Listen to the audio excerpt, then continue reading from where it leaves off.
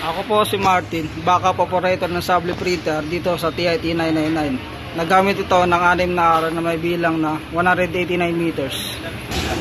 Ito naman po ang aming printer head area. Ito naman po ang aming copying na may 100% good condition. Head clean.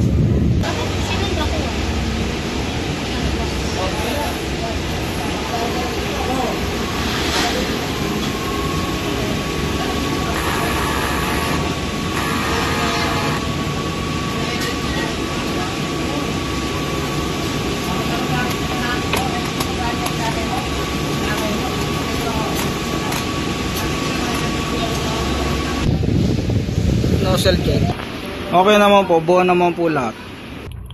Ito naman po yung stock ng Sable Ink po. Ito naman po yung daily output record po namin.